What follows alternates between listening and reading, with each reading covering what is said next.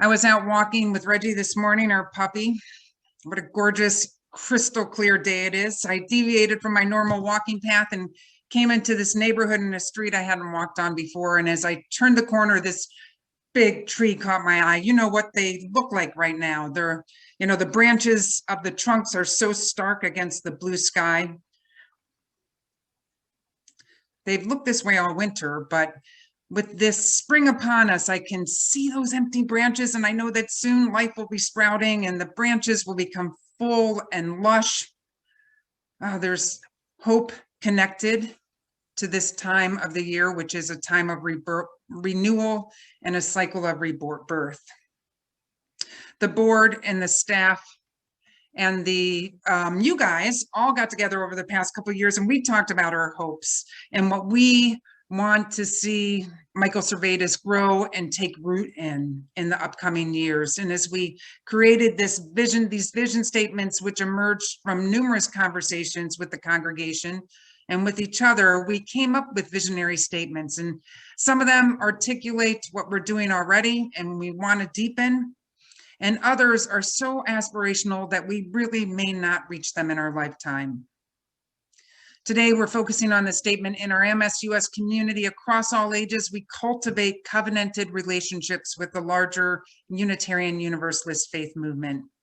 I've said it a number of times over the years, but one of the reasons this congregation was so attractive to me is that it has a history of being connected to the Unitarian Universalist Association and our broader movement.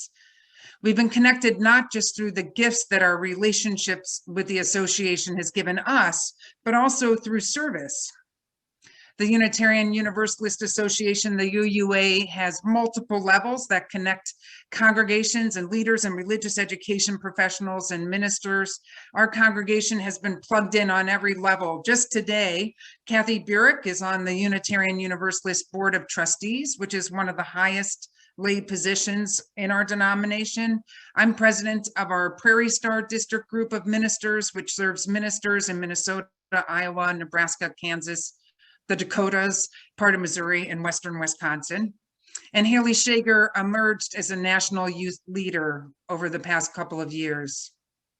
And in the last 5 years since I've been here, we've received grants from the UUA. We've had numerous consultants come. We've had several free trainings, and we've had lots of collaboration with regional staff, which is the most localized point in this kind of denominational system. As a minister who is referred to as a solo minister, meaning there's no other ministers on staff, there isn't a way to state how significant my peers from other congregations, both local and across the country, have been to my ministry. They've answered my queries from everything from technology to worship to all sorts of things. They've celebrated my joy, and they've held me through my disappointments. We've also tapped into resources over the past 5 years that have had significant impact on our stewardship, on vision, and on leadership in changing times. So for me and for us, the Unitarian Universalist Association and our broader denomination is that trunk. It's that root system that sustains us and gives us strength. I went on the UUA's webpage the other day. If you Google it by its full name, the Unitarian Universalist Association, or you use the acronyms, which we seem to love, UUA.org, you'll come to the home page. And the first part of that screen says, live your values out loud. As you scroll down, you'll find a searchable site that helps you find a congregation near you. So if you're traveling and you want to experience another congregation, use that as a resource for yourself. There's also areas with headings like to connect with people in your region, to act for justice, and of course the Donate Now button. And below that section is a Braver, Wiser section where you can sign up for a weekly message of courage and compassion and inspiration, which is sent every Wednesday.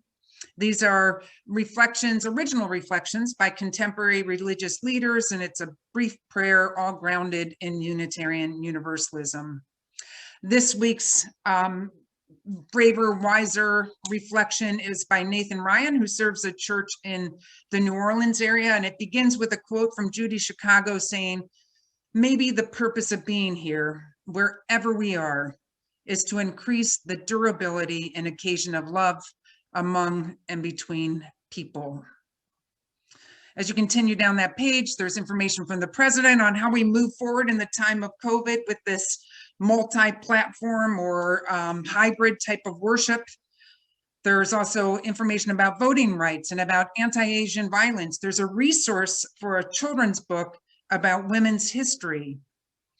It's kind of an odd way to bring this into a sermon, but I remember how when Laura Park was here, she described web pages as that digital door that faces the world. I think that digital door says a lot about not only what is available to us who are already UUs, but how others may find us when they're looking. So much available behind that front page. For those of you who played around with it, there's a worship web with searchable readings. You could put a word in there. You can say, I want a prayer or I want a chalice lighting, pop up with a number of those. There's Leader Lab with articles and videos for congregational leaders. There's curriculum for all ages, social action resources from Blue, which is Black Lives UU, and the Commission on Institutional Change, which studied how white supremacy culture has inevitably impacted our denomination and what we're doing to combat it. And there's the Side with Love campaign, which brought us UU the Vote last year. Recognizing that more and more of us are finding these resources from our homes, it's kind of a delight to see how well all of these things sit on the web and how accessible they all are. And beyond that website, there are the affiliated organizations, which you've heard of before, the Unitarian Universalist Service Committee. There's a UU Ministry for the Earth.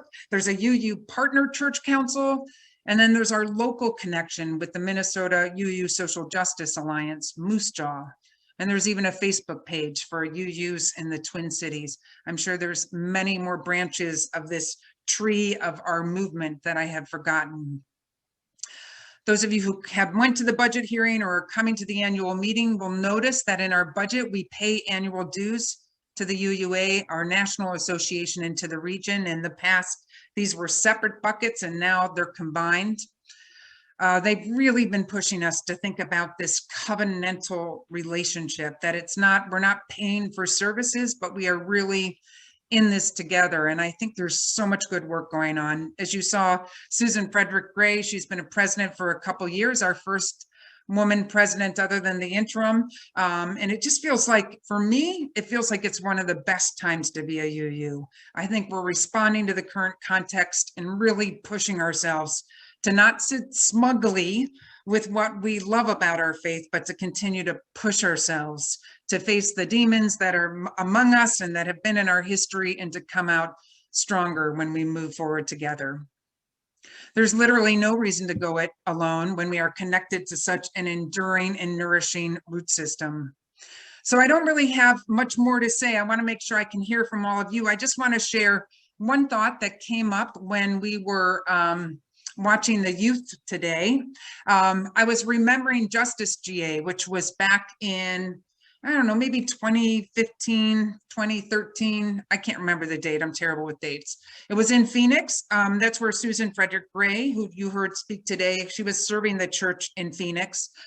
Sheriff Arpaio ran the prison there, and it was a prison where they humiliated the inmates. They exposed them to a lot of heat. They had them dressed in inappropriate clothes to humiliate them. It was a terrible, terrible place. And we held a protest out front of that prison on a really hot Arizona night. I remember our shoes were melting on the heat of the ground. And one of my favorite memories was watching the youth who stayed after everybody was gone and people were just picking up water bottles and trying to just get all the kind of the street back together again. And the youth were up by the stage playing hymns and singing out loud and dancing to them. And it made me realize that this faith not only was introducing them to social justice and letting them know that those of us who were older were also caring about the world that was going to be theirs in the future, but that they found this sense of groundedness and connection through worship, through our hymns, through being together, and through dancing on that hot, hot summer night. So I'd like to open it up for a few minutes to let some of you share. I know there's people who have served. I know there's lots of people who've gone to General Assembly and regional assemblies. And so I think this is a chance to share with each other, why on earth would this vision statement be one that we want to hold and continue to deepen as we go forward together. So Chris, I'll let you open up the mic. I'm hoping we can just have a few minutes of sharing together. Feel free to also write in the chat.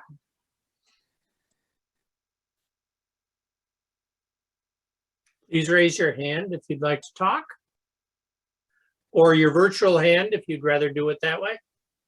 And I know those of you who maybe haven't gone to General Assembly may have been on the board and watched some leadership stuff, or those of you in the congregation have seen some of the consultants who've come.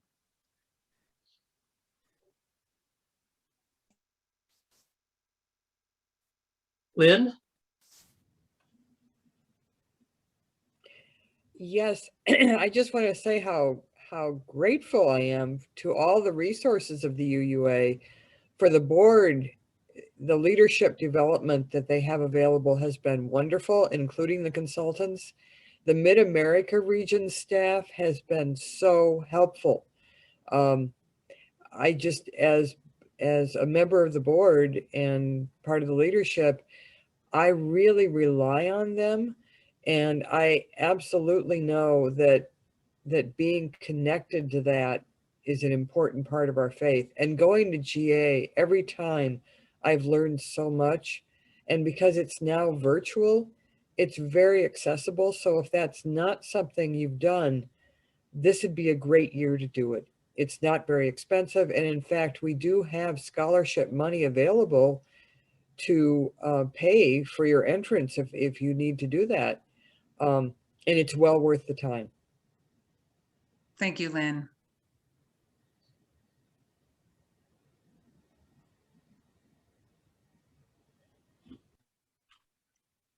Anybody who, go ahead, Chris. Anybody else? Anybody who went to GA a couple years ago when we sent a big contingent, want to talk a little bit about that? GA for the newcomers is General Assembly. It's an annual meeting. It always used to be in person, and now it may be partially hybrid, partially in person. Oh, here's Ben. Jamie. And Jamie. Okay. So I went to GA, I don't know, 3-4 years back, maybe. It's hard to know what 2020 doesn't count as a year, so I've lost all track. But a couple weeks ago in service, I mentioned that phrase that I came across about faith is being on a team, like knowing that you're on a team even when you don't know who the teammates are, or you've never met the teammates. And I feel like GA is a little bit of that. And, it's like sometimes the problems or the things that we're engaged in seem so overwhelming. And, when you're just a little congregation of something less than 100 people on any given day, to go see thousands of people in the same place speaking the same language and, engaged in the same work, it's heartening to know that you're not going it alone, especially when the problems feel too big. And so I think that's a big part of it, I think. Nicely put. Thanks. Jamie?